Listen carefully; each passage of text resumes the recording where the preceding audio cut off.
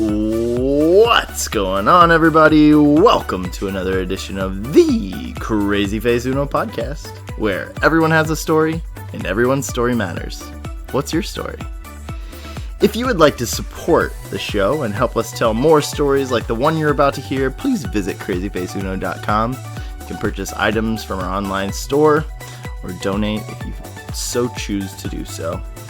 And as always, I'm your host, Shane McNeely, and boy, are you in for a treat today.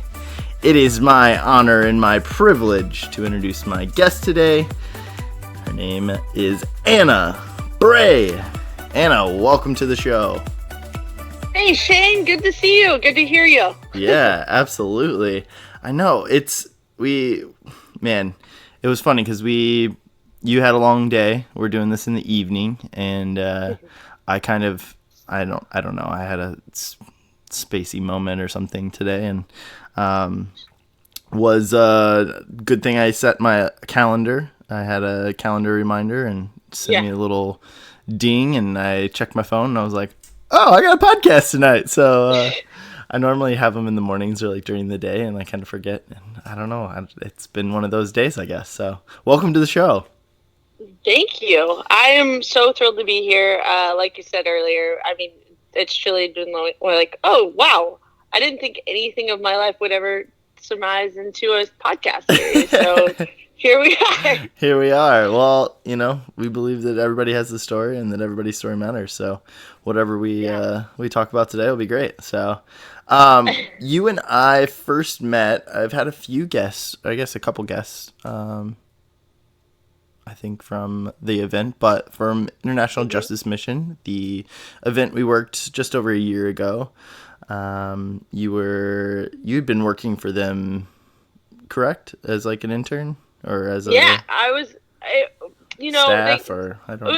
The name kind of changed a couple times. We called our group called ourselves fellows by the end of it because by the responsibility and all of the things that we became, what we acquired during that time. So it was like the 9 months of grind to that season. And it's weird because I am like, how on earth did we do all that we did this time last year? Yeah. And it's wild to me. Isn't it insane? Yeah. So, I've talked about it, or I've mentioned it on the podcast before. I know specifically with Thomas. I had Thomas Moore on. Oh. And, I got to tell a couple of his stories about climbing and some of his dreams and ambitions with that. So, yeah, it was pretty cool. Climbed Denali, didn't he? That's amazing. Yeah. Guys, go to that podcast, listen to it. Yeah, climbed Denali. It was an awesome story, and he's got the goal and ambition to climb all 7 of the summits, the world summits. Wow. Yeah, and if he does, he'll be only the second Black American man to ever climb all 7. So that's amazing. Yeah, I know. That's so cool. So if you're listening, plug in an old podcast. Go check out Thomas Moore's podcast. It's a few back there, but yeah. So I got called in kind of last minute, I guess, in a lot of ways. Susanna, the queen bee, she brought me in, and I got to help out with the event. It was a real honor to be there. I had so much fun. First time that all of the organization, International Justice Mission, all of their staff had been in one place for the first time. And so they're all around the country. What was it, like 18 countries represented? And yep. There was technically 22, but like who's counting? Yeah, okay, 22. The field ones. My bad. Yeah. 23, 22. Okay. That was close. It's a lot. The project you most helped me with was the flippin' World Cup, and that was I still have, like, when we talk about brackets and like when I think about Sweet 16s and like trying to explain to like a brilliant lawyer who's my manager and they're like, why do you mean why can't we have a Sweet 16 bracket? And I look like back at them and I'm like, you're really brilliant, like it's like the math. And I'm like, we have 23 teams and I can't split the difference to make it nice and easy. And then you came in and were like, this is easy, we can do this. And I'm like, oh my god, this is amazing. Oh my god. You did awesome. You guys killed it. You guys, and like I came in, like I had fresh legs, so like I was ahead of the curve as far as the energy side of things. You guys had been working and cruising along with that event for a while, and man, anybody that's worked an event ever out there, like you understand there's that like sprint at the end, and with over 1,000 people that we had to accommodate, and 23 different countries, so that's to and from their countries, getting them in, their stuff, their visas, all of that kind of thing is what you guys worked on the backside, and then just like logistics once you get there. So yeah, you guys. I took like a 30-day travel outside of once that trip was done, it was kind of dumb because I should have probably taken way more rest, but YOLO. But you gotta just keep going. So I after the insanity of that week shutdown, once we were closing down the project, I left 4 days after once we got back from Texas, and left to Israel, Greece, and Morocco, and nice. Just every single part of that trip was so dense because all of those countries are extremely fascinating and complex and beautiful. But I was so tired by the end of those 30 days. I don't know how. 2018 was just a massive what the hell did you do to yourself? Just a complete blur, probably. Yeah. How was Morocco? Okay. Well, I mean, the other ones are cool too, but Morocco is a place on my list. I would love to go. I could give you the long-winded is eat all the food you can. Yeah, that's while you're there, because it's just beautiful. But we were there. We were there to help a couple of the Christian nonprofits kind of get their feet on the ground there, because there's 0.1% of I think it's honestly 0.9% of the population is openly Christian that are of Muslim ethnic origin outside of the what's the word I'm looking for that I always forget, transplants, expats from Western countries that you are openly allowed to be Christian. But it's a very, very interesting, it's the freest Muslim country, so it's really a fascinating place to be. Kind of just in this ebb and flow and pull of a lot of people are going to Spain, which from where we were in oh my gosh, I just forgot the city's name at the tip of. Don't you hate when that happens? I'm the worst with names in general. And, I can't. And then it's you feel you're so responsible to say the name. You're I should know this. And then I need to do it justice. Bye bye. Yeah. Well, I'm gonna flounder until I find it, but it'll come back up when I get there. But time. But it's just it's such a weird, beautiful country, and my biggest regret was not getting to go to the Western Sahara, but it is pretty damaged by ISIL control in that area. It's pretty exploited by that region's terror operatives that come in and out of there. So it's it's kind of hard. It's tricky to be there, and it's also really fascinating as we were working with these underground networks of nonprofits that are Christian. So we on the outface we had to just say that we were anything from just a travel group to students, which was super fun because you could honestly, it was hilarious. There were moments when you knew when you were getting tracked by the secret police, because they're what are these people doing hanging out with these obscure non-consumer, if you're not buying things, you will get tagged by someone. Sure. But it was just fun in the sense of oh wow, I'm definitely in a I'm doing something extremely controversial here. Sure. Or what an experience. Yeah, it was good. Learned a lot about physical. I didn't realize, this is the takeaway from Morocco, I didn't realize how important the physical therapy is, and having people have that exposure to just very basic post injury healthcare. And what a luxury and a privilege it is to live in a world where I will avoid physical therapy after a marathon or anything that I've done, just because I hate physical therapy, but it's such a freaking privilege that I get to choose that and know that that's a choice rather than because there's just so many people there that have really, really easily fixed injuries as a young person, that whether it's a club foot or I don't know, cerebral palsy, that if they just had gotten that injury looked at much sooner, there would have been a lot more mobility that they could have had access to. But anyways,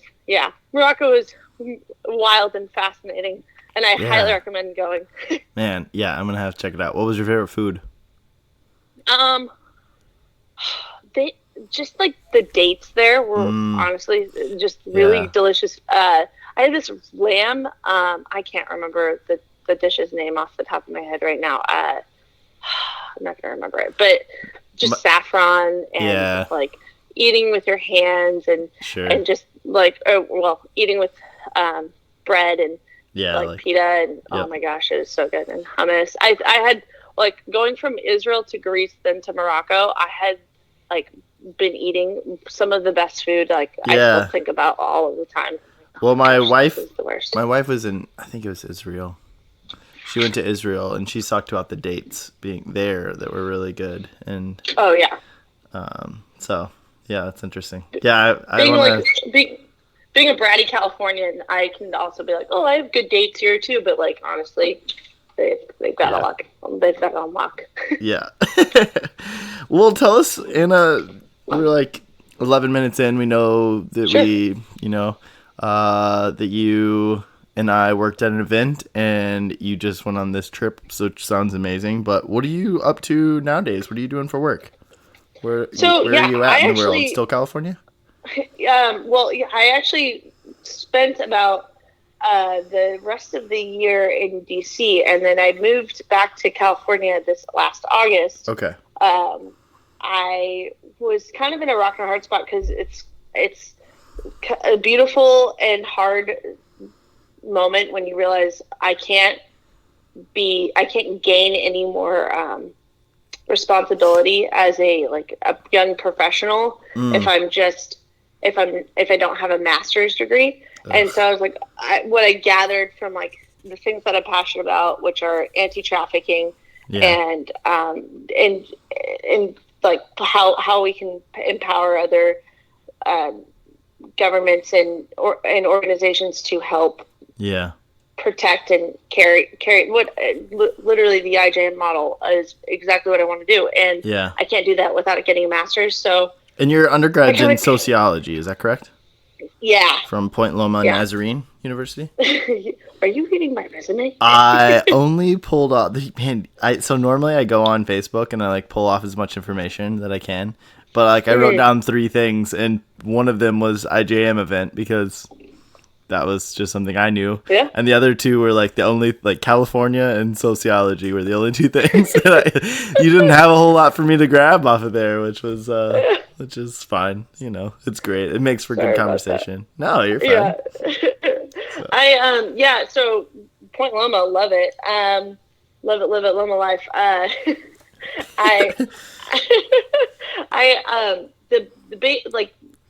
So basically I came back to California with the redirection being okay, this is a great pivot point to be able to go jump into my 30s and be what do you really want to do? Well, I really would love to either jump into law enforcement or I'm truly you, Shane, are asking me this question in the most transitional moment of this week as I'm about to go out to Ithaca to go take an interview for a master's program out there. And I'm how on earth did this happen so fast? But that's awesome though. That's happening. So cool. It's crazy. Yeah. What's the master's?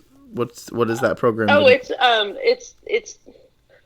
from a small Ivy League institution called Cornell University. Yeah, just a little one. Yeah, casual. Yeah. So the cool backstory to this is that my boyfriend got his degree at Cornell, his master's there, and nice. he was looking at my resume and looking at like letters of recommendation. He's like, "You are absurd to think that you weren't capable of at least like shooting your shot and applying. Like, who was I to apply at 22 years old and get in? I mean, I just had, a very small connection and was able to get in, and like, why not just use my resources?" And I was like, "Oh my gosh, you're right. Yeah. All right, fine." And then like just last week on Wednesday, they're like, "Well, would you be interested in, coming and taking an interview for a couple of and doing like a walkthrough of what our master's programs are?" I'm like, yes. "Oh, wait, you're asking me?" Yeah. Okay. Yeah, you're I crazy. guess Okay. I'll free up some time for you. Yeah. For me, I was not much of was never like scholastically bound to just go chase down a master's, but it was always something in the back of my head that I had written down when I was 22 and was like hoping that would be something I'd accomplish, that in a marathon and like a few other random, like getting to travel to Morocco and Israel. And you're like checking them off the list. There you go. Yeah, I actually just did that research, like kind of like, wow, I just turned 29 in the beginning of October, and I was like, I'm just kind of in a like, let's look back on my 20s and see what I've done. Yeah. And I feel, like coming into this new season of like coming back to California and being like, I thought I was done with California. Yeah. And here I am. Yep. God has a weird way of pulling you back. Welcome back. Yeah. Well, like, you haven't quite hit the 30s club yet, but you're getting there. Yeah. The weather's warm up here in the 30s club, so come on I'm up. not scared. Yeah. I'm not scared. That's good. It's different. I didn't want to be 30, but now I'm 31, so just now I'm like in the 30s, like I can't even say I just turned 30. I'm like, I'm 30. I'm 31, whatever.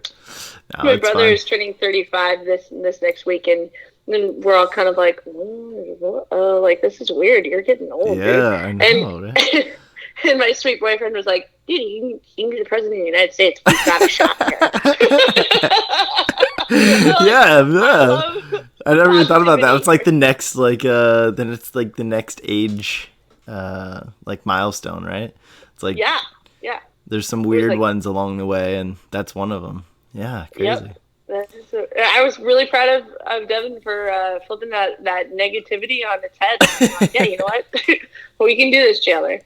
You've got the military background. You've got their letter. Like, you can do this. That's awesome. So how many siblings do you have? I have 3 brothers. 3 brothers. Which is very much part of the identity that I have grown into. Yeah.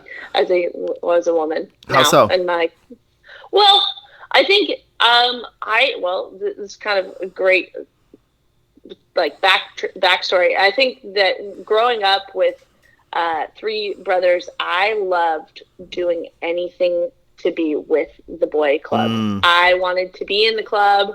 Yeah. I wanted to do all, like, if you told me to take my BMX bike off of that enormous jump to be in the club, I was going to full send. And like, I am the most memeable person when it comes to like doing hot rod like things, because it's just like, oh yeah, okay, full send, like 3 concussions later and like bed rest and all of the things. It's like, okay, maybe not. Maybe like, slow it down. Tone it down. That's awesome. No, that's great. That's so cool.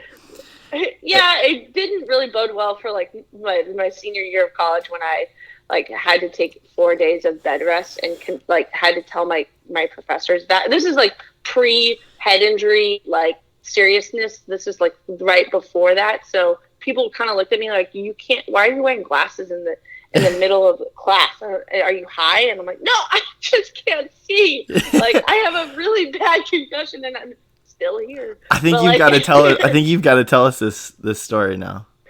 Oh, okay. So, like I said, you've teased us with it, so like. Oh, like I said, with the full send, I approach to life with my brothers. It's just like I really hyperactive athlete, would just do anything with them. And then, I mean, it was like, well, one concussion was snowboarding, like 16, just threw myself off of a jump and in the backcountry and just landed on my head. Luckily, wearing a helmet, wear your helmets. Yeah, cool. Definitely wear your helmets. Man, I went to, I know this is your story, but I went, for the first time I went snowboarding, it's been 2 or 3 years ago now, in Utah with one of my buddies, that all the dumb things I've ever done in my life were all like with him. And once again, it was like our wives and us together, and he's like, let's go snowboarding. I was like, I've never been, let's do it. And we went down some like hill. I swear, I like complete somersault, like flipped, like rolled down like a couple times. And there's no way I didn't have a concussion. Like, there's no way. Like, even if it was slight, like there was one of those hits that I was like, oh, that was so painful. Yeah, I was like, that was so painful. I was like, I'll be okay, but that was bad. And when you start losing your hearing is like when you're like, for sure. What? Like, oh, yeah, exactly. When after you've like hit your head so hard you can't hear anything. Yeah. No, that's good to know. I know I've had some in my day. I haven't necessarily been diagnosed with them. I'm one of those that's like managed to not have anything, I guess, so severe that I had to necessarily do that. But go on, tell us your story. You were snowboarding. So I'm just like giving you the head count, literally, of how many times.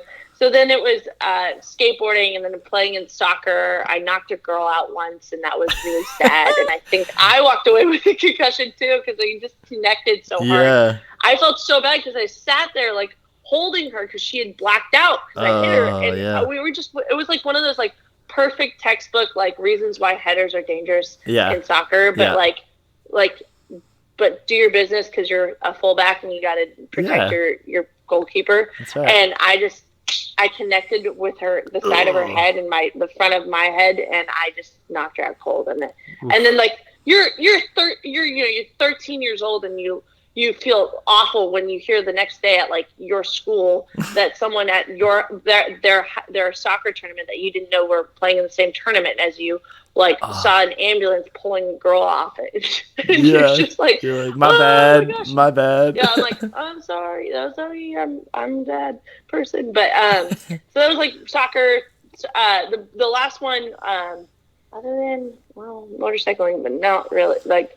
I mean, I've acquired enough like head injuries, but the last one that just put me out in a bed for 4 days in the dark was in my senior year of college. I was, funnily enough, on Black Friday. I was surfing out in front of Newport Beach, and I just caught a really great 6-foot wave and got my wave, and then was paddling out like a mad woman because I couldn't get out fast enough past the next set wave. Yeah. And I just got sucked into the power of the wave and just did a washer machine, and the board kind of just like the board and the leash kind of were still bobbing up ahead, and then like just fell cracked right over my head on the. Yeah, it was a sad day. If you're listening and you've never been surfing, first off, oh yeah, sorry. No, it's great. Like, it's one of the like. I don't think that people understand how hard it is. Like, it doesn't look as hard as it really is. Yeah. And it's mostly just like you have to have so much respect for the water. Like, and 6 foot is really big. Like, yeah. Like that's legit, you know? Like, that's not something you don't want to just go mess around in that. No, like, that's legit. So, like, well done. It was, and like this, the back end is like, I was there wanting to, I hadn't been out in like maybe a couple of days, so I was a little like, not loose. And I don't know, I just blew it. It's one of those moments where you usually get away with it, but this was the one time, you took it in a little far, and couldn't and get back out past the break. Oh, yep. I lived in San Diego for a few years Yes, when I worked at Invisible Children, and so I bought a board and of course had to like give it my old best shot. And there were many times that I got washed up, you know. There was a couple times I like didn't even make it out like past the break. I was like, I remember this one specific time, and I was working my tail off. I was trying so hard and I never made it out, and I ended up like throwing up like a couple times because I engulfed so much salt water. I was just like dying. Like I just ended up, my buddy was sitting up on the beach, and I was just like, well, I'm done, you know, like this is it, you know. Like, sorry. So I'm glad that you don't have any like phobias to the water, because that just, or traumas from the water, because that would be just so the worst. Yeah, I mean, there were a couple times. The worst is when you're in like water that's like up to your knees or your waist, you know, and you like get washed around. You have no idea where you're at, and you can't find the ground. And then all of a sudden you're like, there it is. And you're like, boom, like come back up. And you're like, oh God. It's like such shallow water, and yet you like have no idea where you're at in the water because you just got washed up. Yeah. Yep. I thought I was capable, and you know, I caught some waves. I had fun. Like it was great. In 3 years I got to, you know, I got to have some fun. But man, I learned so much respect for the water and the waves, and there were many times that I had taken a shot or two, that's for sure. I mean, that one, that crack over the head just, it put me in like that, okay, like your flight or fight where you're like, okay, I have to swim, make sure I get air, get out of the water, finagle my way. I got to the while the you're still getting pounded by weight, yeah. And luckily, like Newport Beach, where I was out in like the high 50s of the streets up here, they like, I was lucky to have this, like, it was shallow-ish, and it's not like you're out at Point Loma having to paddle in like a massive point break. Right. That would have been terrible. Yeah, no, thank God. But I got in, and like my friend and I, he kind of looked at me and was like, "Are you okay?" And I'm like, "I don't," and like vomited, and you're like, "Oh, nope, she's not okay." Yeah, nope.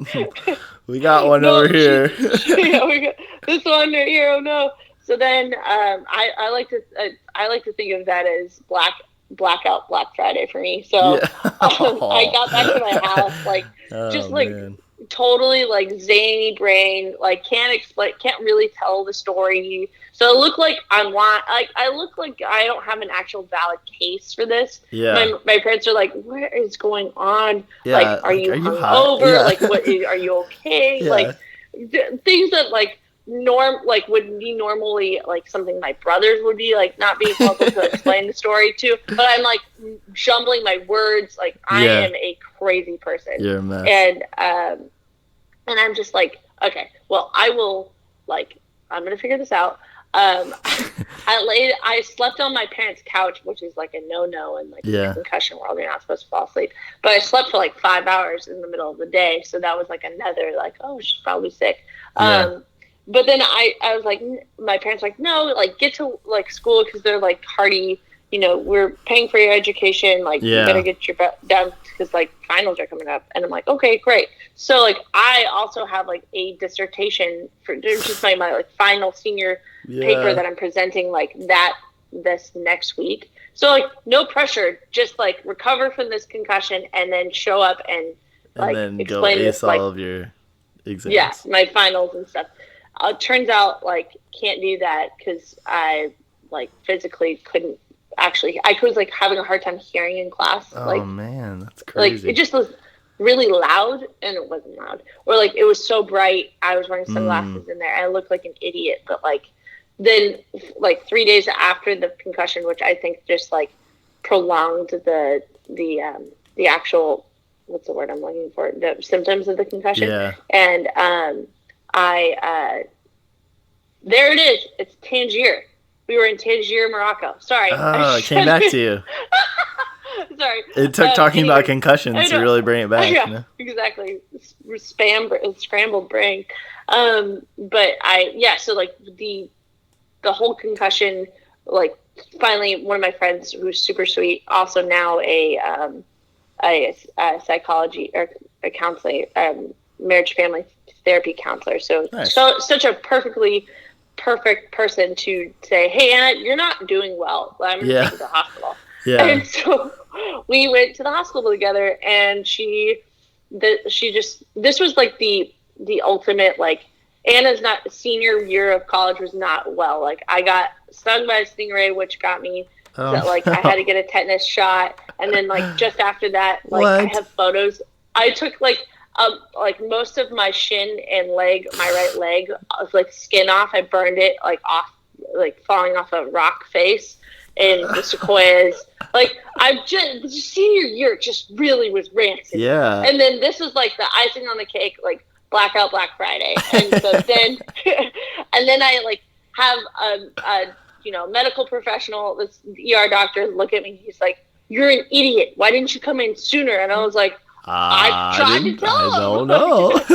Yeah, I don't know. Like, what'd you say? He's like, yeah, I can't hear much, but he's like, okay, this is, like, the part of, like, how serious he was. This is, like, he's like, other than for pooping, peeing, he's literally his words, like, pooping, peeing, and breathing out, like, you cannot, like, do not open your eyes, like just sleep for 4 days in the dark. Oh wow. And I was like, okay, wow. Like, he's like, do not get out of bed, because he, like, was probably just speaking into, like, the fact that he's talking to a bona fide dingus who can't just sit still. Anna, he's like, do not watch any TV, do not read a book.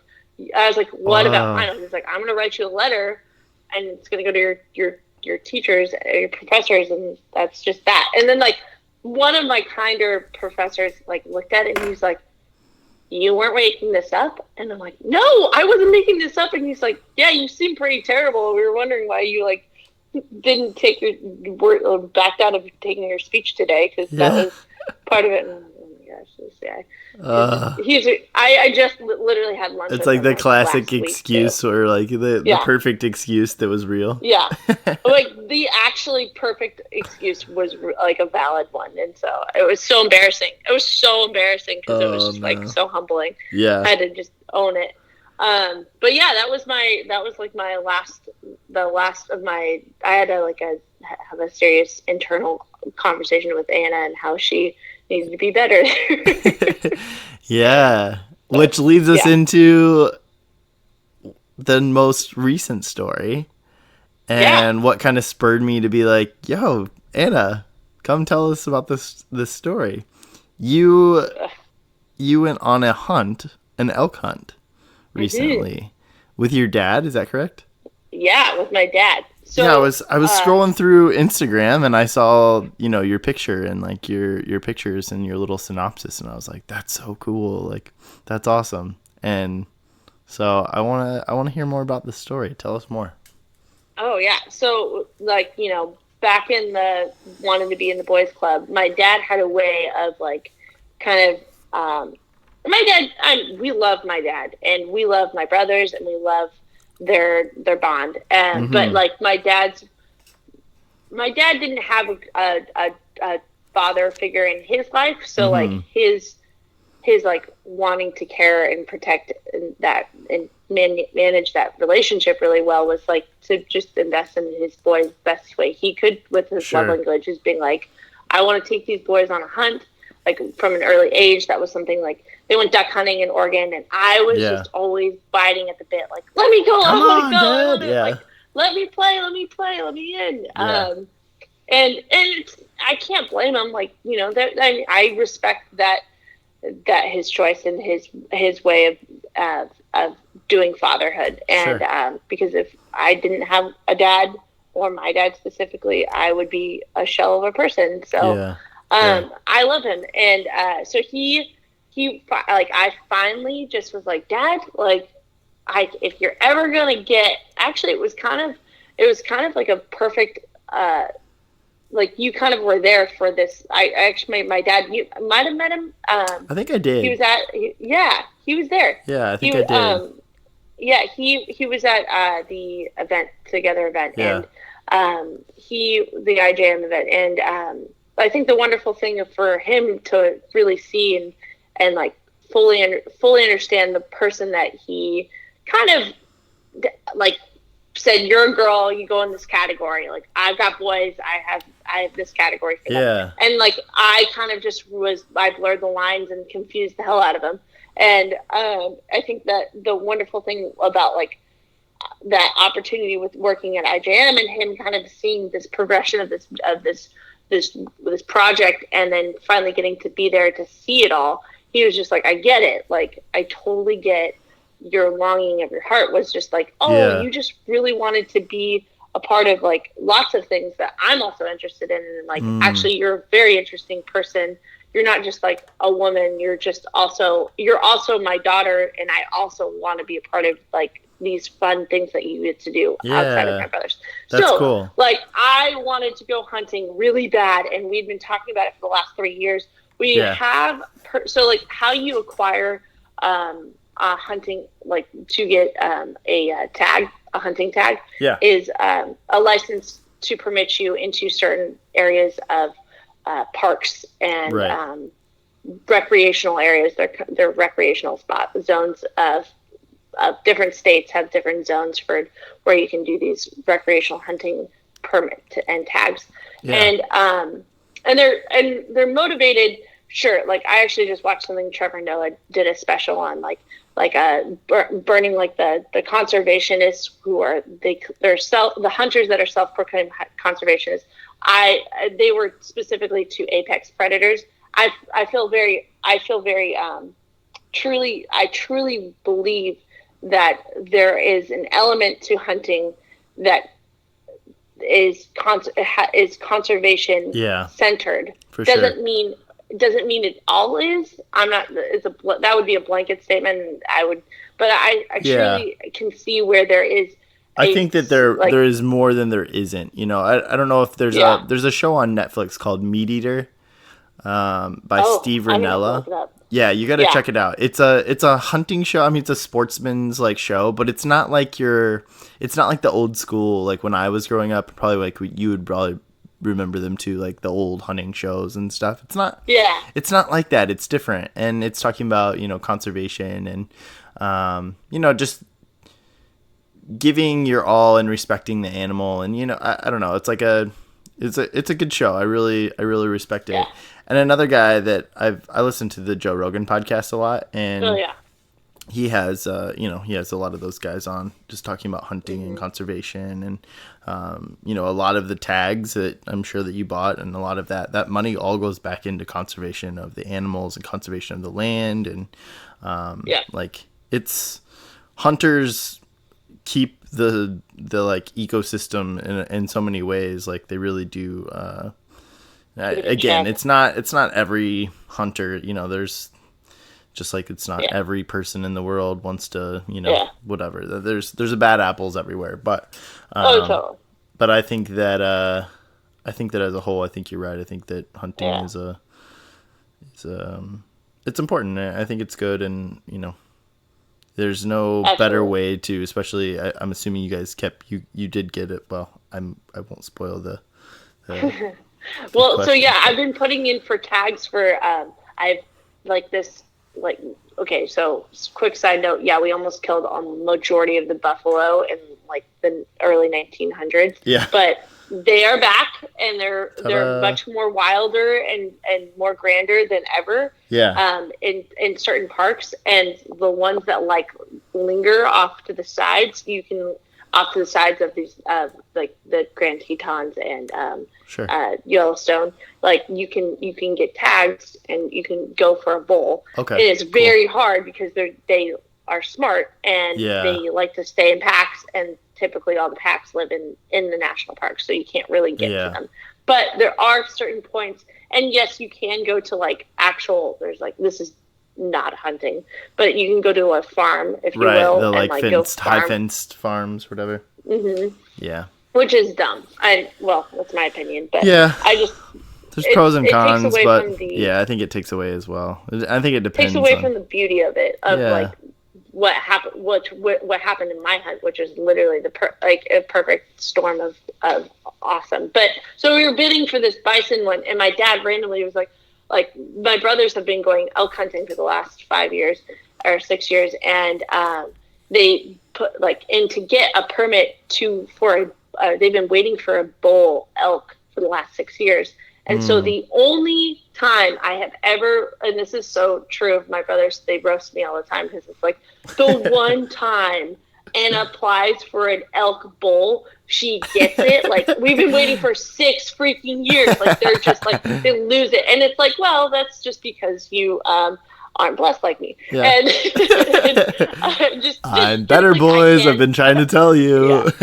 So in my order of order of arranged, so I'm number 3 out of the 4. So I've got a younger brother, and we're 18 months apart. So we like to just say that we're Irish twins, and we went to college together too, nice.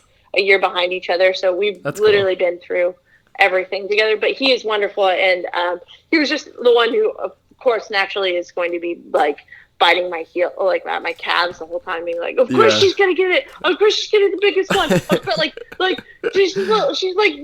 It's just gonna happen. So they went a week before, and they got their elk.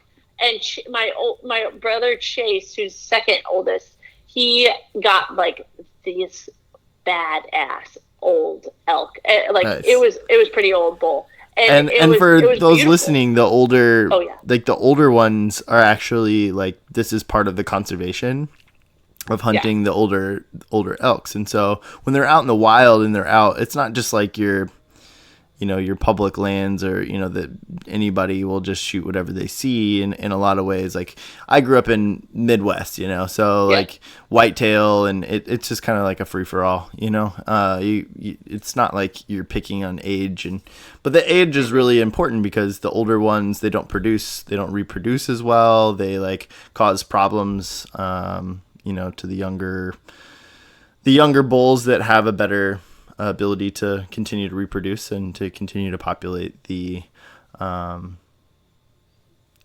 abundance of elk. And so they're the perfect the perfect ones to hunt, because they're no longer necessarily producing, and they cause problems and cause issues to the other herds. And so it's this is part of the conservation of elk hunting.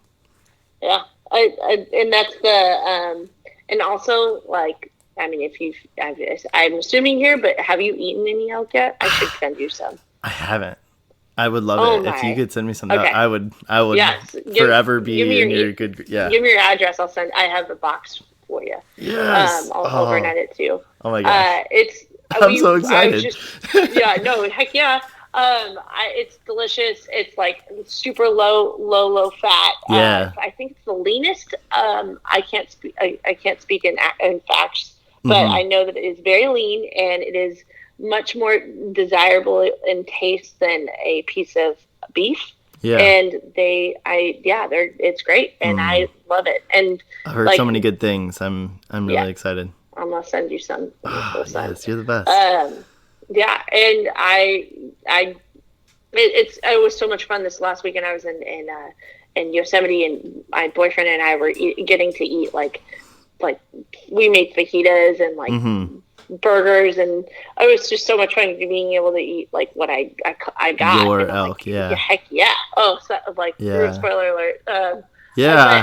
But there's nothing better than eating. I've been deer hunting, and I've hunted deer, and there's something about, I know those guys that I was talking about, Rogan and those guys, that they always talk about this as well, but it's there's nothing better than being able to consume something that you took the time to do, yourself, and kill and stalk and hunt, and there's just something about that whole process that's it's just, it's better than eating meat. It's better than eating beef. Totally. There's just something special about it, for sure. Absolutely. Getting to have that interaction with the thing that you really respect, which was something which was really intimidating to me. So I'm coming into this at a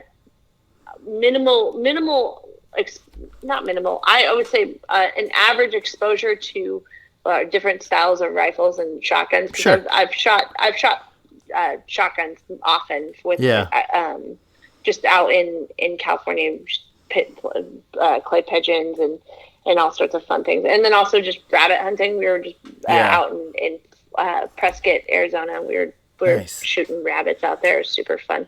But awesome. With my dad, which was like 5 years prior to that, this trip was when I was like, I really want to hunt and I really want to do this. So we've been putting in for bison tags.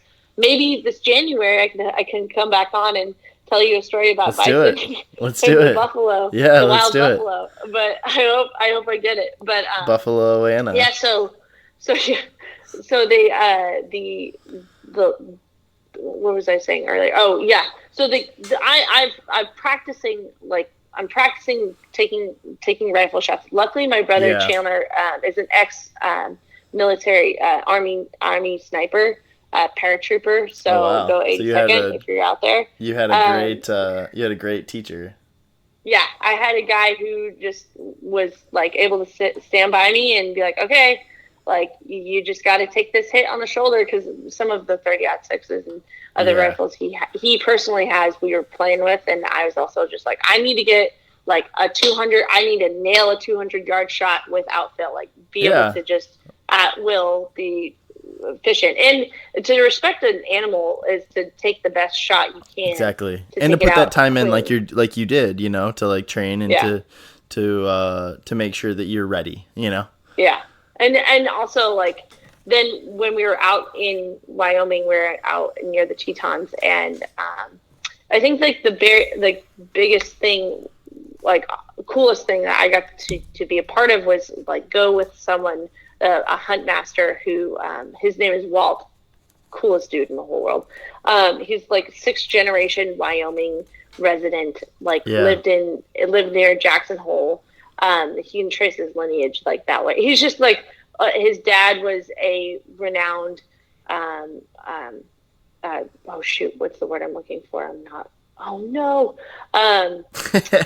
Rodeo master. He's a rodeo master, and he just like these people are incredible. It would be cooler. It's like 20 times cooler than like meeting a big wave surfer from like Hawaii or whatever.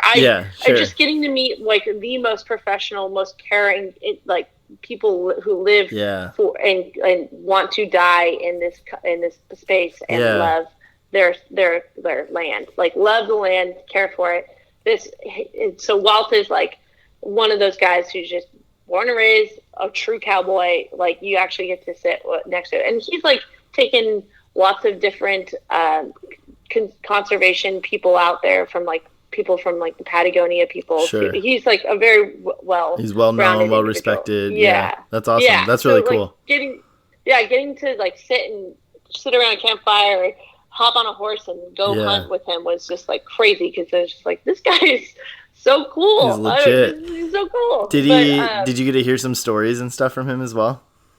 Oh yeah, like that's awesome. Anything from while we were gutting my elk, he's just like, I am so glad we're like, you guys aren't interested in hunting any apex predators, because one, I don't really love doing that, but two, they stink, and because when you gut them, they've got actual meat inside. So it's stinky. I was like, oh wow, I didn't even think about that, but yeah, that makes sense. Crazy. That's why we smell when we decompose. But the inner, like, so Walt like knows this region, like born and raised in this area, knows it like he was telling me, he's like, oh yeah, we like, and like when it's like -20, we just like go put backpacks on and skis on our backs, and we go ski that mountain, and we just climb it and ride down. I'm like, who are you? This is so cool. Like awesome. I'm from coastal California, where we just like barely get our feet wet in the ocean, and we're like panicking. So like it's just not really, but like this guy is just rough and ready, and awesome. He's a badass. It sounds like. And his wife is a wrangler. That's the word. Is a wrangler too. They're just like such cool people. Did she come out with you guys, or was it just him? She did actually. She did a couple hunts like with my brothers, but she didn't get to. She was wrangling, go figure, and doing her job, which while Walt was doing his. So Walt was great. He's also like first he has to size you up, which is just like, it's intimidating because I'm like, this is my first hunt. Like, I like grew up on horses as a kid, but like haven't been on one in like maybe a year or two, and like whatever. Like, here we go. I'm so like the first day, and like the backstory is from IJM. Megan Allen got married. Yep. She got married, and so I was out at her wedding and I was a bridesmaid in that, and so such a fun wedding. But like, we didn't get back.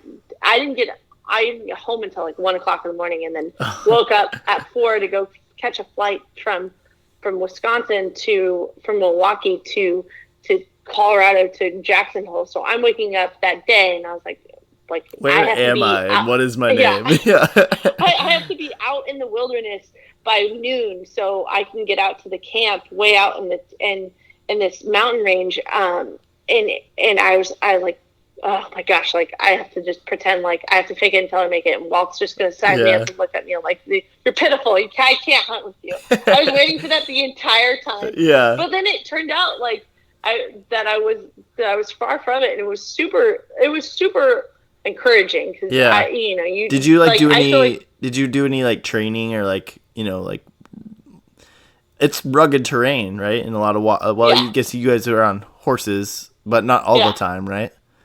Yeah, we were on horses until a point where so he kind of looked at me. He's like, "Do you want to hunt in, like to camp?" Because camp was about a 25 mile ride in, and I looked at him and I was like, "Yeah, I want to camp. I want to hunt in. Are you kidding? Like, what are we doing here?" And he's like, "Okay, all right, she's cool. Like, she can do this." Yeah, and so which was nice to kind of get that encouragement. But, I was exhausted, so like I had maybe about like I was literally falling asleep on my horse while we were riding out there. It's so beautiful, but I'm like also like hooked on adrenaline and like trying to focus, but I'm also like petering out and like about to fall asleep. Well, and there's like a rhythm too to like on a horse that like that like trot or whatever, Oh yeah. How heavy were your packs? Well, like not too heavy.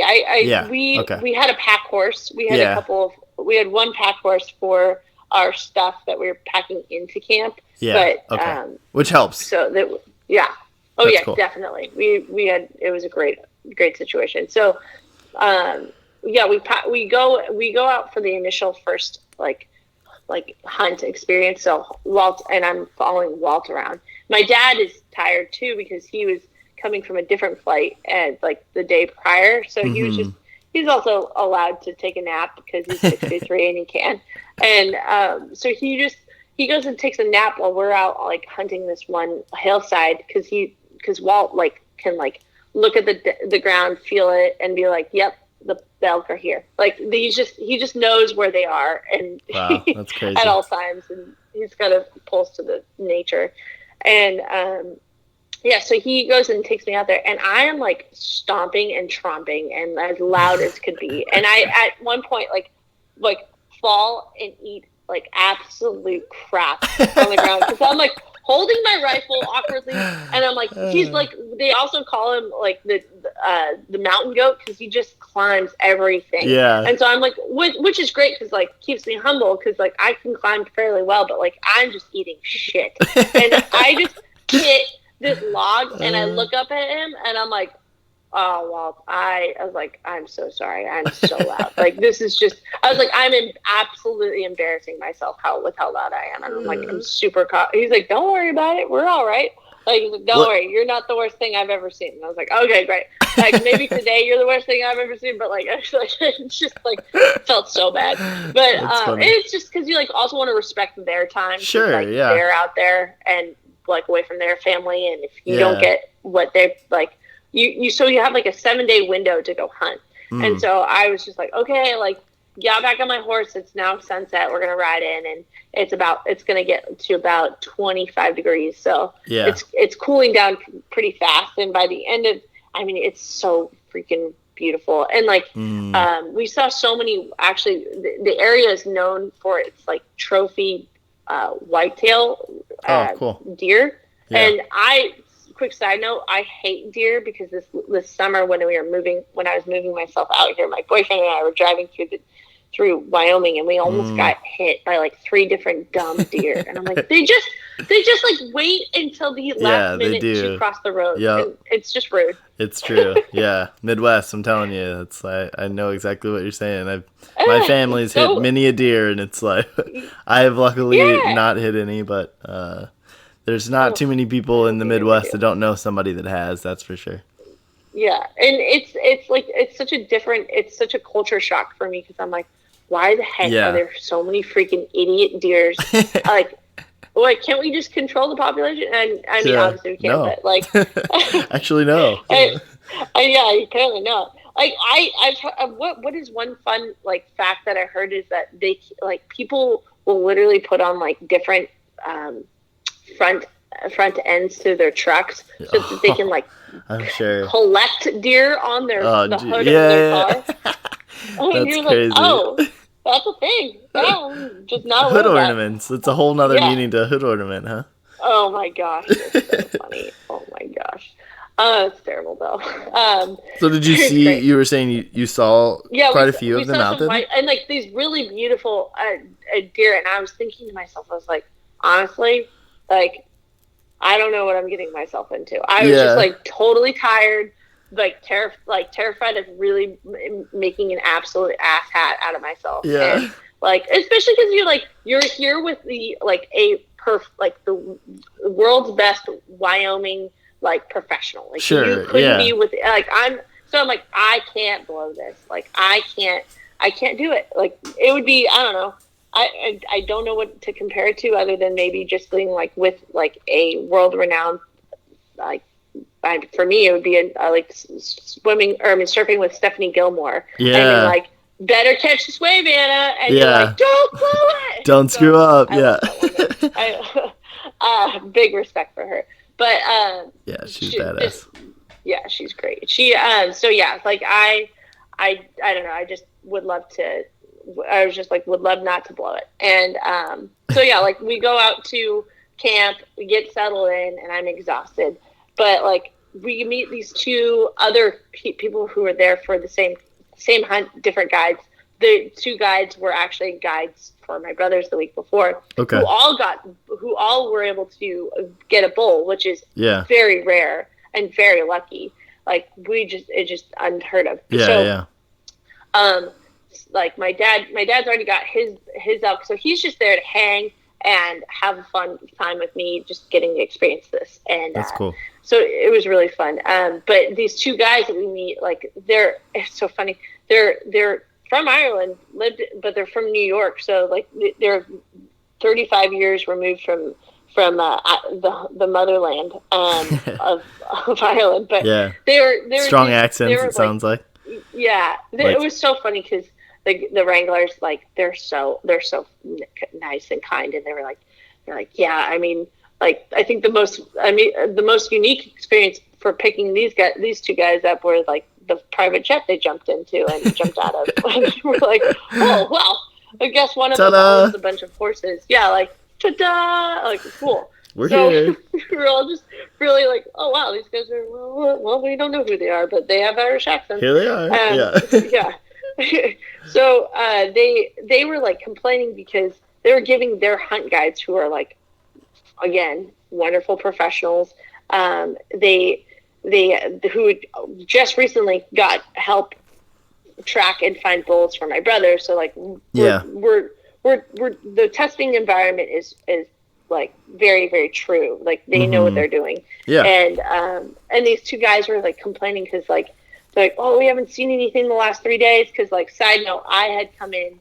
I was supposed to start the hunt on a Friday, and I didn't start hunting, or I didn't start to get into camp until Sunday and start formally hunting until Monday. Like that was all I was going to do on Monday. So you had short time from that point in time, then.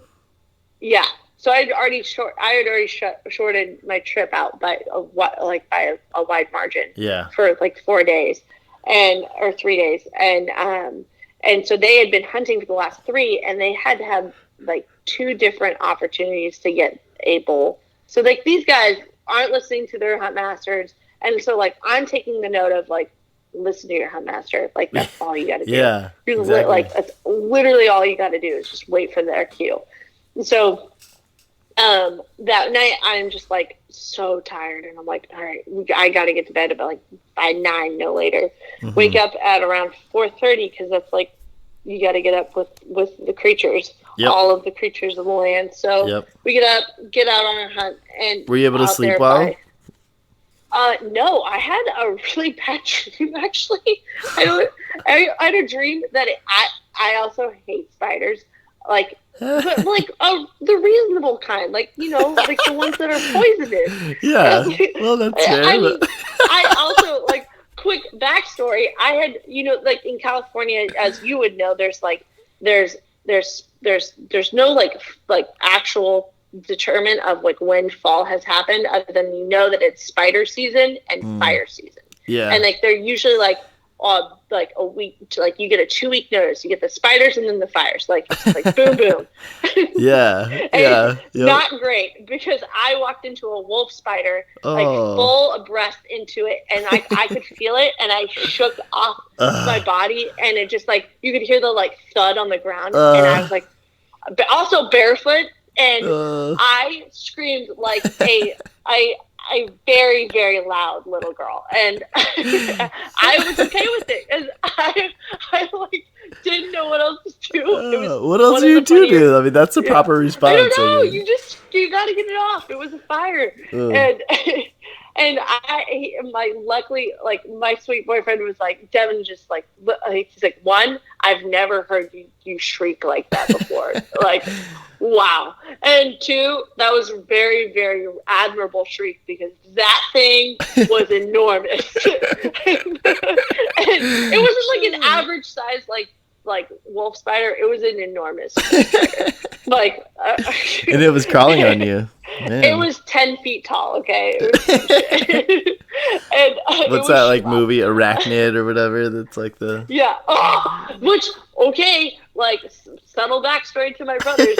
I have like these bad terrors of like my brothers who we'd catch tarantulas out where we used to live in Orange, and they'd put them in these like licorice containers, or my mom would catch these like spiders. I just don't like spiders, and they were putting in my face. It's pretty reasonable. It's natural. It's a natural, like, why do you have so many legs?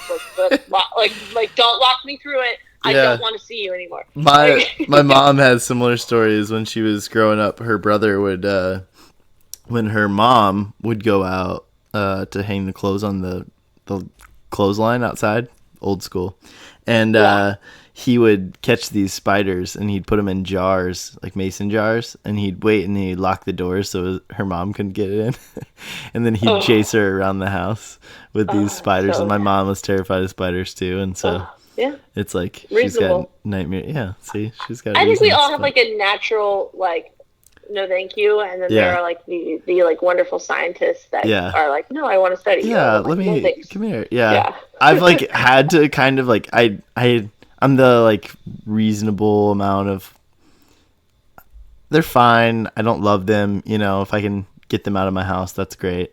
But I always had to, like, my mom would be the one that would scream, and I'd have to come and take care of it for her, or get it out. Or she wrecked a car one time because a spider dropped from her visor of her car. That's sad. She's had some experiences with spiders. Yeah. Oh, bless her heart. So you had a dream. You had a nightmare. Oh yeah, I'm sorry. I had a nightmare that it's like a spider just like was a poisonous. What are those recluse was like walking or like was in my bed and just like walking all over my face, and I was maybe just, it was not about it, and woke up and the camp like heard me like go, Dad, like just like my dad was sleeping like near me in the tent, and I was like. And just like screamed. He's like, "Are you okay?" And I was like, "It was stupid. It was a spider. We're fine. They don't have anything poisonous in Wyoming that I know of. Like, we're good. It's too cold for this. Like, I don't get it."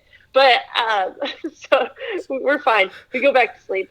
I wake up in the morning, and like everyone's kind of just like, "Oh, yeah, right." Well, Anna, how was your sleep? And I'm like, I had a bad dream. Damn it! Like, it's not my fault. Come on. was one time. Yeah.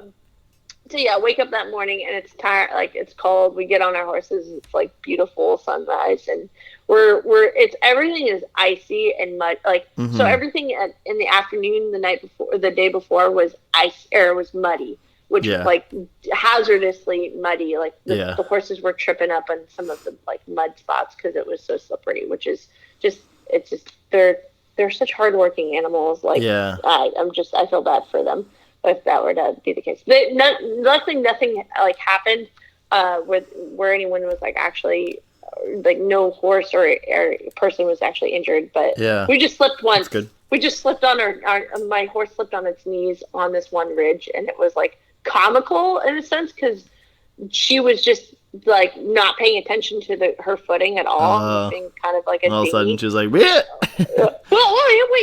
I need this. Here we are. So she was awake then, but so we rode out and it was all crunchy, icy, which is great because like for footing, and so but loud as all get out. So we get out onto this ridge and we see these like incredible elk, like way on the other, like not even.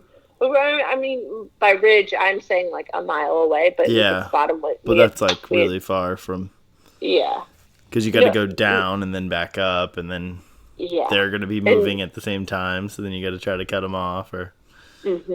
Yep. Are those the ones you guys ended up going after, or? Oh, I'm not sure. I would assume I'm going to say no, but because we were a little bit too far up. But we went up to this part, and Walt's just a funny guy because he's just like he's like, all right, well, like we got some time here, so let's just like kind of like roll us, and like also to paint more of a picture of like what kind of cowboy you're dealing with, he rolls his own cigarettes, and that just makes like me just giggle all the more. That's awesome. And like he's also just like a world like he if he wanted to do like a sport like without failure, he would just crush any. He's just an incredible athlete. Yeah. So, just like what just an like, all around badass. To roll a cigarette, I was just like, of course you freaking figure out cigarettes, you jeez.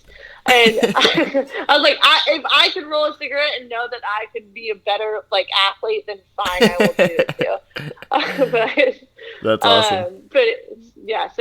So we were like hanging out, rolling cigarettes, and sitting on this ridge and watching the elk roll through, and it's just like it's so freaking beautiful and stunning. And then he was like, "Oh, and like if we go down south and just like up this other ridge over here, this is where Teddy Roosevelt has said like in his biography that he had hunted and shot his own. He had done his one hunt that like." He left his group, he separated from the group and went after this one elk that he's been stalking for quite a bit, and he finally got this big bull. Wow. And which was cool. Super cool because like he is the president of conservation, and you know this was like also the area of the Tetons like mountain region that he felt inspired to don't 100% quote me on the actual like bona fide fact because I'm not entirely, but I know that like this region is important because it was where he was inspired to start creating conservation efforts throughout the country. That's awesome. So it was like That's very cool. Inspiring and being like, oh wow, we're in like it's like it's truly beautiful and incredible, and like also you're walking where some of the greats have gone before you, which is cool. Yeah, and like just like different Native American tribes have been through that. You just you like my brain just goes like, okay, who was here first? Who saw it first? Yeah. Okay, cool. So like they saw this, and then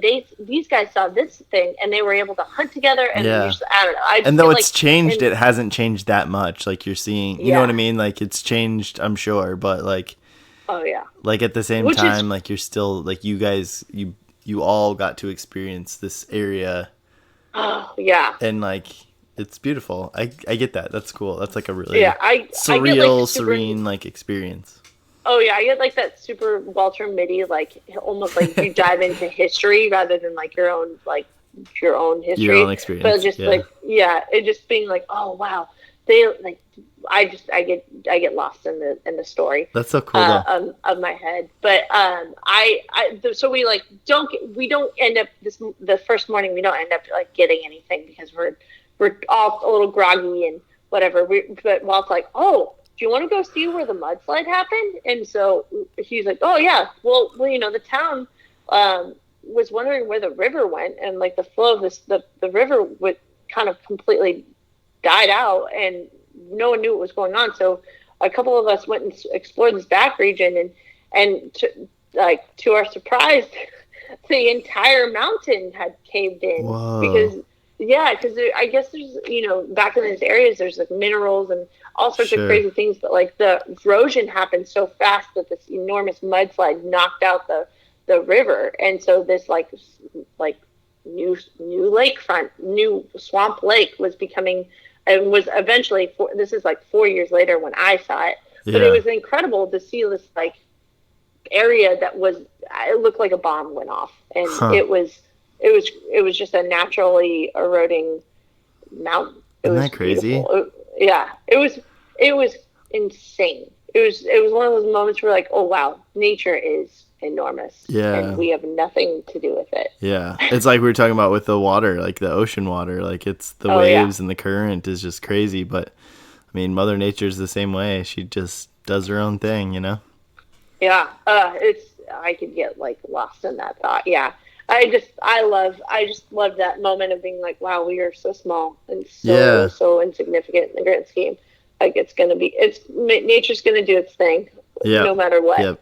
But so we get up there, we like turn around and see a couple like eagles and golden eagles and bald eagles were up there, and it was just a cool little like cove of a place that we wouldn't have seen had we not been like with such an awesome guide who knew the place like the back of his hand. So we like go back down to camp, like eat lunch, take a nap, and it's around 3:00, and I was like, "You ready for round two?" Like, ready for round two. All right. Like, I remember laying in my cot, and I was just like, anxious and excited, and like, Anna, this is your first day. Like, oh, like please, like, and we just heard word that like by Wednesday there was going to be this like cold wind and like slushy storm to come through. So it was just going to be like wet, cold, and rainy, and I was like, I've lived through wet, cold, and rainy, and I don't want to do wet, cold, and rainy. That sucks. Like, I don't want to do that. I just don't want to sit in the mud and be cold. But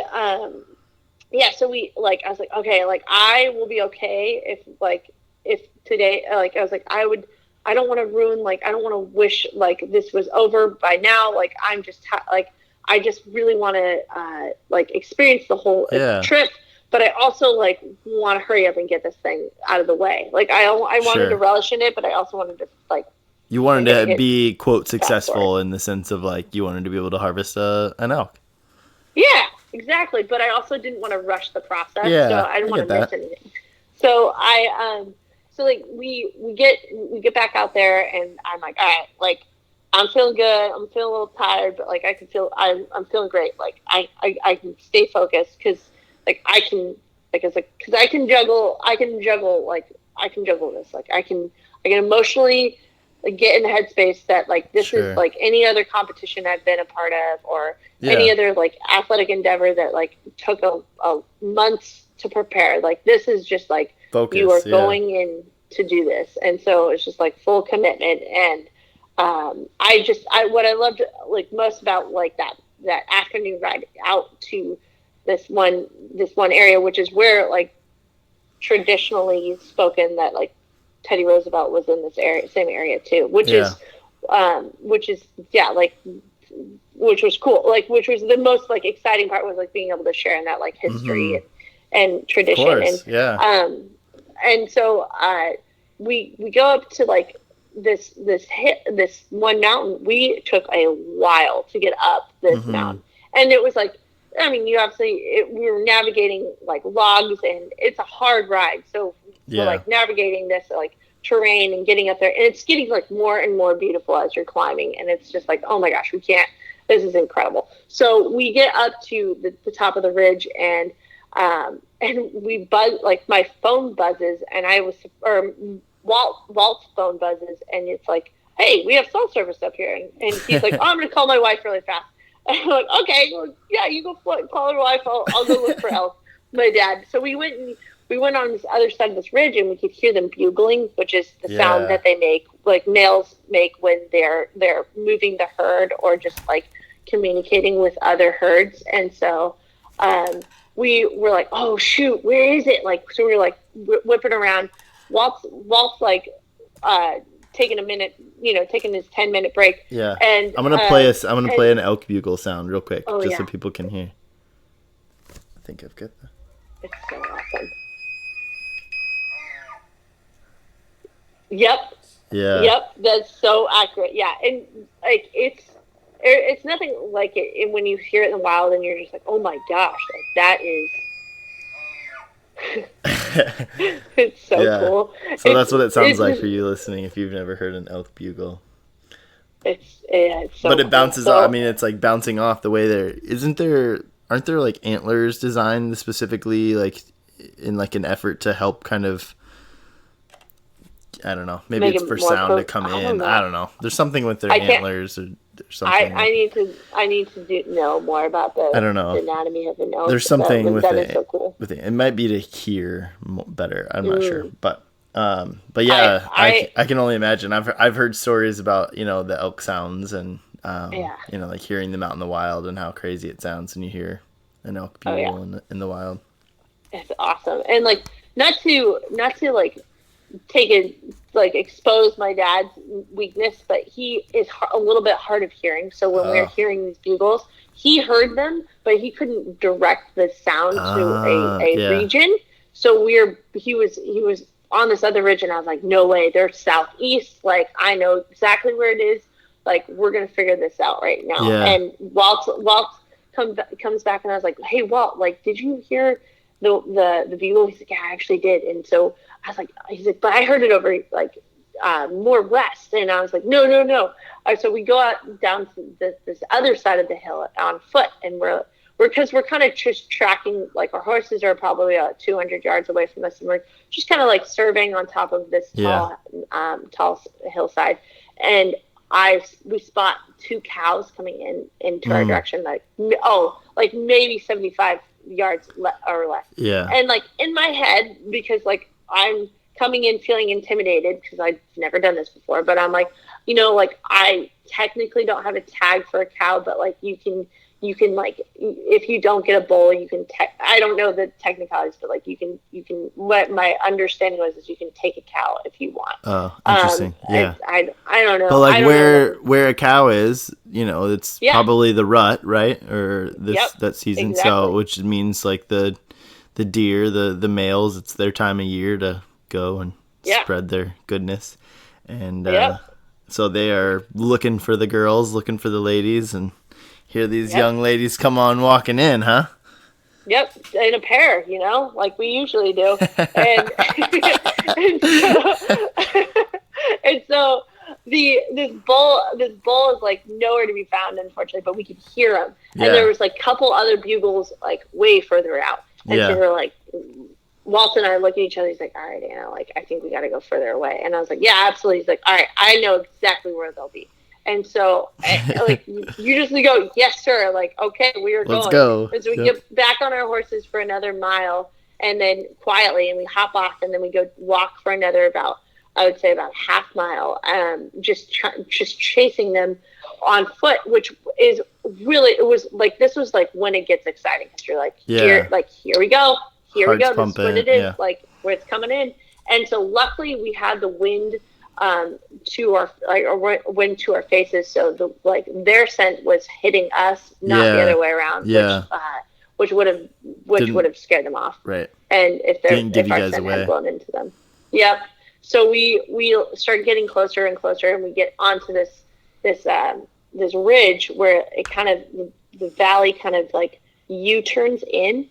It's almost like someone had taken a scoop out of the hillside, and we were on the on one lip of the scoop, and they were on the kind of like just in the middle of the scoop and about 150 yards away. And which isn't bad. We just, it wasn't like to get to the shot. We get up to this perfect little, like, almost like a trench line. So where I could rest the stock of my gun on the hillside and take a clean shot. And I did not take I did not take Teddy the elk down in one shot. Unfortunately, it took a few because I hit him and I took him down, but he was an old badass, old stubborn bull. Huh? He would not go down, and which was really defeating because I in my head had built up this two shots is good enough. You take 2 shots and you kill that thing. And I didn't get it in 2 shots. I got it in 4. And then I went to go, so I went 1, 2. I was kind of frazzled because by the second one I was like, this mother effer is not going down. And I was starting to get really hot and pissed at internally in myself because I'm I owe it to this creature to this beautiful creature that I owe it to you to take it out. I'm gonna take you out. I want to do it well because I owe you the honor to do it clean. So I can get like emotional over that because I really care about like nature and I respect it. For but sure. like I also like knew as soon as I locked in on this bull, he was big. Like it wasn't like I was just gonna.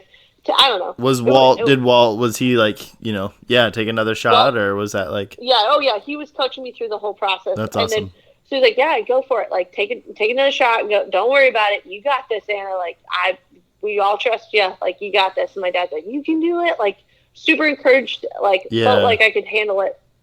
Got to the fourth like time. We got him down. He's laying in this. So we hit him twice. He rolls down the hill, which was just like so sad. Didn't get a clean area, so we had to move. Tried to take a shot, and he moved, so I missed him. And so and then I missed him again, which was like I was fuming, and I was like, I owe it to this. I'm gonna like go run up and get like in his business and knock him out. Like so I took my rifle and I bolted down there, and Walt's like. Be careful, but get him, and go get him, Tiger. And so I bolt, and Walt looked at so he's up on the top of the hill, and I'm kind of in the middle range where where Teddy had rolled down into the hill and Teddy the elk, and I love that you named him. Yeah, I named him that because Teddy Roosevelt. And so I get to him and Walt's like, he's dead. And I was like, all right, cool. And then all of a sudden, this 700-pound bull pops up whoa, and tries to move again. And he just takes another big tumble down the hill. And now he's really in this ravine and stuck up against some trees. And then it's just a big mess. Walt bolts from he was rolling himself a cigarette to running down there as fast as he could to help me because it was just okay, now she's in the danger zone of we don't know what. Well, and they are dangerous. Yeah. So I'm like, okay. So he's like, give me the rifle, and I was like, okay, great. So he's like, all right, because we connected with each other really fast because I was running towards him, but the bull had taken a big tumble down the hill, so we were chasing this, and my dad pulls out his 6-shooter. And he's just like, I'll go get him. I have a better, because Walt and I were in a more of a less clean shot. And so my dad went and took the shot through the neck just to put him out. Yeah. It was just immediate. So it was just it was a team effort at the end of the day to get this guy because he was a big, so we all, once it's said and done, everyone's rolling their cigarettes, and I'm just kind of looking over That's awesome. The elk, and I was like, oh my god, that was insane. Yeah. And Walt's like, Anna, that was the biggest elk we've gotten all season. Ooh, look at you. That's so cool.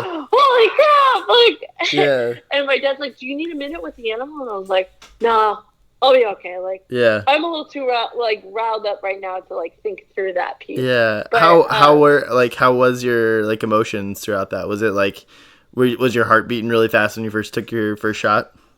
Yeah, the first shot I was pretty calm initially, because I was like, okay, listen to your like, listen to the hunt master, listen to Walt, like you're trying to take this shot, but you also owe it to, like, I think so like headspace wise, like when I took the first shot, I was like, I owe you this shot, like I owe you this like very good shot. So I hit him in the shoulder, and I just didn't hit like any internal organs to take him completely out, and which was frustration. Right. But like that was when, so like I immediately get into like the anxiety of like I failed, and then so like my failure flex was like I hit him, but I didn't take him out again, and so then I was doing like my eyes were leaking because I was so frustrated and angry that like I was like Dad, like I cannot, I was like God damn it, like it was so funny because like I screamed into like this now everyone knows like we're here, we've shot twice, like you know, and I'm screaming, and you still haven't taken him out. And my dad has this all on video because I've seen it. I have it on my phone, but I could not for the life of me bring myself to watch it because it just would I just feel embarrassed because like I'm just like ramping up these like emotions, and I'm like looking at Walt, and I'm like, I don't want to disappoint you, like you're Lord of the Land, and like I don't want to disappoint Ed, like this elf. I owe. But you did it. You did it. That's awesome. Like you did it. But it was one of those things where I was like, okay, like I just was my first hunt, and so I like the takeaways of like the stress. It was so exhilarating, like so beautiful to be a part of that, like taking such a large animal down and being able to be like, I'm gonna eat literally every bite of you. Like I can't wait. Except for the one that I'm gonna consume. I'm gonna eat that bite for you. Yeah, you will. I like was really excited about it, and I think like getting to gut this enormous creature was also super meaningful because like Walt was like, look at these impact zones of like where you shoot, and he's like, this is the thing about like, you know, people who own these enormous rifles and these guns. He's like I think like the biggest thing is like if you want to go see what it looks like to get shot, like he's like just do what I'm doing right now, which is just gutting this animal. You can see the coagulated blood and like the hit spots. It's really fascinating. It's I mean, and that's not even like an animal that's akin to a human, but like if you look at it like a boar, I guess that's like the same. Wild? Like it's weird. It's crazy, but the whole hunt experience was just like I highly recommend anyone who would like to. I would love everyone to have that experience at some point in their life, because I would love to get into bow hunting because that truly is an art rather than rifle hunting. But getting to do this was once in a lifetime for me. So that's awesome. Yeah, we have 2 minutes before I have to like hard cut it off. Yep. Anything you want to leave us with quickly? Thank you for the opportunity to tell my story. Such a great story. I'm not trying to rush, but I like have like at 90 minutes, like I have to cut it off. Otherwise it like messes things up. Otherwise I would keep telling you. I want you to keep telling the story. So let's keep talking afterwards, but I'm going to go ahead and close this out and then we'll keep chatting. Okay, great. All right. Thanks so much, Anna. I really appreciate it. Thank you all. Thank you all for listening. If you enjoyed the show today, visit us on Facebook, Instagram, and like, comment on the post. Want to go above and beyond, get the word out, share the CrazyFaceUno podcast with your friends, your family, or random strangers on the street. We're welcome to everyone. Please visit CrazyFaceUno again, crazyfaceuno.com to buy our merchandise or to donate. Contribution helps us share more stories like Anna's today and stories just like yours. We appreciate you all out there. Thank you so much, and we'll talk to you again soon. Peace.